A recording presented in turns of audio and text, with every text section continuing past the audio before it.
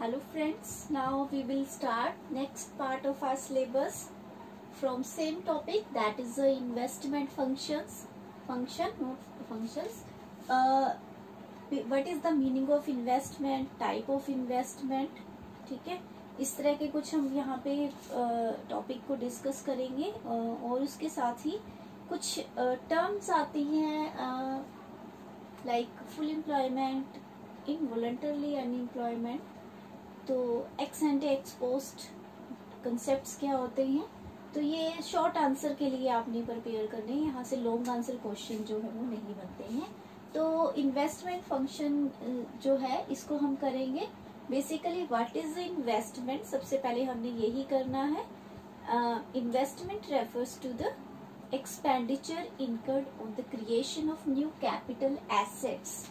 It is a investment is a expenditure incurred on the creation of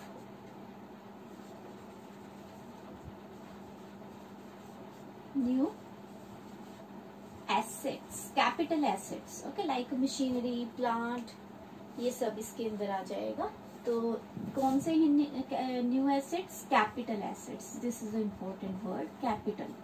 तो वो expenditure जो आप कहाँ कर रहे हो, ऐसी चीजों को क्रिएट करने के लिए जो कि कैपिटल एसेट्स है, दैट इज अ इन्वेस्टमेंट। अब हम फर्दर करेंगे इन्वेस्टमेंट जो है इसके टाइप क्या होते हैं। We have two type of investment. One is a autonomous investment and second is the induced investment. I is a investment. Okay, difference भी पूछा जा सकता है, दोनों में बेसिक डिफरेंस क्या है ऑटोनोमस एंड इंड्यूस्ड में। तो हमने ये पहले भी थोड़ा सा डिस्कस किया था, दोबारा से मैं आपको फिर बता देती हूँ। Autonomous investment is free from level of income and profits. इस इन्वेस्टमेंट को इनकम और प्रॉफिट्स इफेक्ट नहीं करते हैं। जो प्लान्ड है कि इतना ही इन्वेस्ट करना है, चाहे इनकम बढ़े कम हो, प्रॉफिट्स हो ना हो, वो उतना ही होगा। But induced investment is affected by income and profits. Okay, ये आपको डिफरेंस, पहला मेन बेसिक डिफरेंस क्लियर हो गया। इंड्यूस्ड कर रहा है आपको, क्या चीज इंड्यूस कर रहा है? प्रॉफिट्स, कि मुझे यहाँ इन्वेस्ट करना है क्योंकि मुझे यहाँ प्रॉफिट हो रहे हैं। इनकम जैसे इनकम जनरेट होएगी बढ़ेगी, वैसे इंड्यूस्ड इन्वेस्टमेंट भी जो है वो इंक्रीज होगा। तो ये हमारा फर्स्ट पॉइंट था। तो जो आपने ध्यान रखना है, ये कांस्टेंट रहती है, ये कांस्टेंट नहीं रहती है, चेंज होती रहती है। जब आप इसको ड्रॉ करोगे इनकम के रेफरेंस के साथ, this will be a straight parallel line parallel to X axis and this will be upward sloping straight line curve. As there is increase in income, there is increase in investment. तो ये हम अपने इस unit में autonomous investment को ही consider कर रहे हैं, हम इंड्यूस्ड इन्वेस्टमेंट को नहीं कर रहे हैं। तो ये चीज आपने ध्यान रखनी है।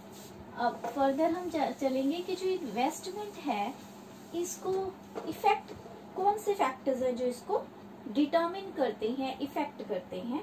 तो डिटर्मिनेंट्स ऑफ जो है इन्वेस्टमेंट के, वो कौन कौन से हैं। पहला डिटर्मिनेंट जो है that is a marginal rate of efficiency. This is the first point. Okay, तो मार्जिनल रेट ऑफ एफिशिएंसी क्या है इन्वेस्टमेंट का, इसको पहले समझ लेते हैं। This is a expected rate of returns of a asset. जो हम एक्सपेक्ट कर रहे हैं कि आपने अगर किसी एसेट में इन्वेस्ट किया है तो आपको उससे रिटर्न में कितना मिलेगा। Expected, this is expected not actual. तो यहाँ पर दो चीजें हैं जो मार्जिनल रेट ऑफ एफिशिएंसी जो है उसको डिटर्मिन करती हैं। पहला तो है सप्लाई प्राइस। पहला क्या है? Supply price. And second is rate prospective yields.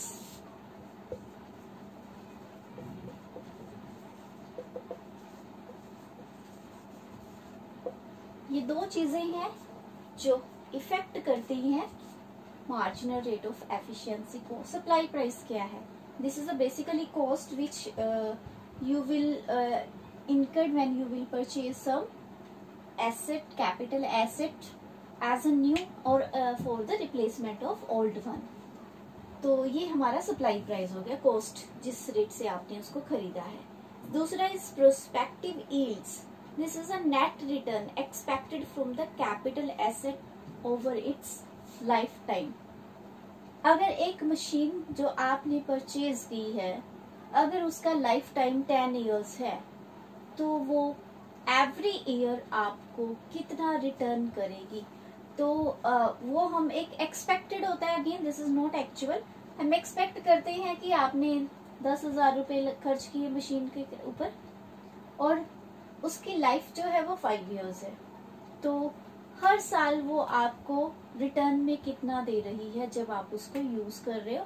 Let us assume that कि वो 10,000 जो है 5 साल में आपको कैसे दोबारा से आपको रिकवरी वहां पे उसकी मिल जाएगी. तो हम अज्यूम करके चलते हैं कि in this 5 years when we will utilise this asset, then every year we will get 2,000 as a prospective yield. This is a prospective yield, this is expected not actual. तो ये हम मान के चलते हैं कि जो मैंने सप्लाई प्राइस जो मेरी कॉस्ट वहां पे आई है वो मुझे उसके लाइफ टाइम में हर साल कितनी कितनी मिलेगी. तो उसको हम डिस्ट्रीब्यूट कर देते हैं, इक्वेट कर देते हैं.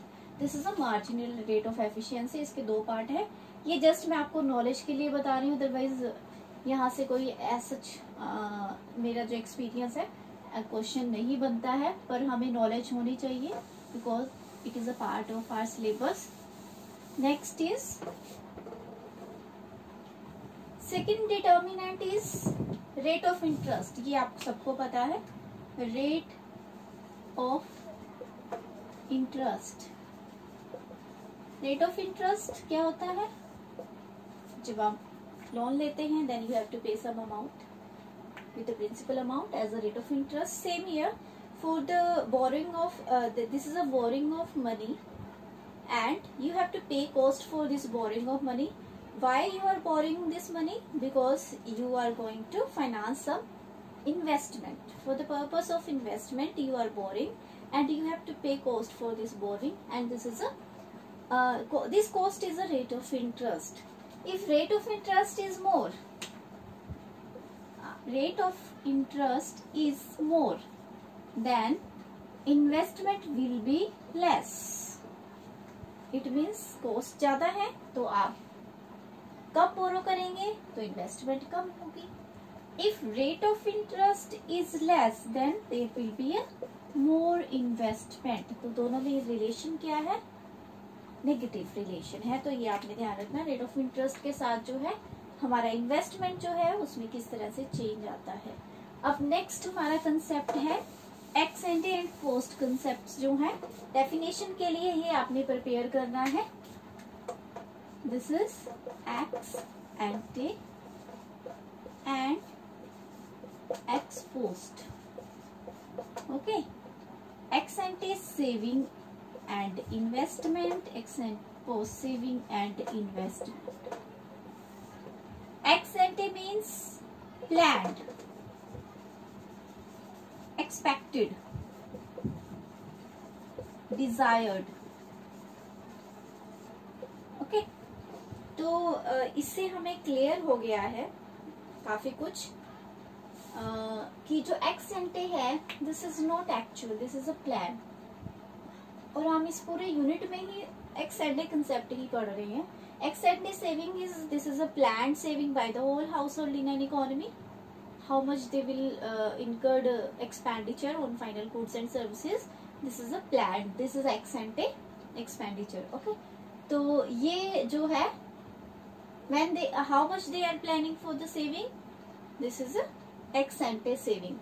तो plan to save at a different level of income. This is a ex ante saving. And plan to expenditure, this is a ex ante consumption आप बोल सकते हैं, planned consumption, and how much they are planning to invest by all firms in an economy. This is a ex ante investment. And what is ex post saving and investment? Ex post means actual, realized. It means ये वो saving और investment है जो actual में हुआ है. तो which is actually realized, that is a expose. तो दोनों में यही डिफरेंस है. This is a plan, this is a actual. तो हम अपने इस यूनिट में एक्स एंटे कंसेप्ट्स पे ही फोकस कर रहे हैं. अब इसके बाद दो कंसेप्ट हमारे और रह गए हैं जो मैं आपको बताना चाहती हूँ. दैट इज अ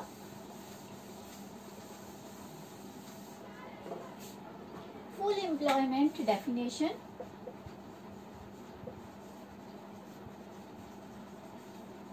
एक नंबर के लिए इम्पोर्टेंट है. एंड इनवॉलंटरली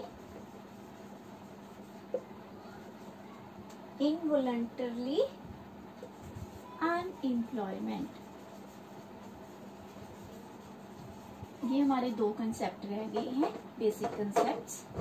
फुल एम्प्लॉयमेंट आप बहुत पहले से पढ़ते आ रहे हो. What is full employment? When those who are willing to work, able to work at the existing wage rate and all are getting work, this is a full employment situation.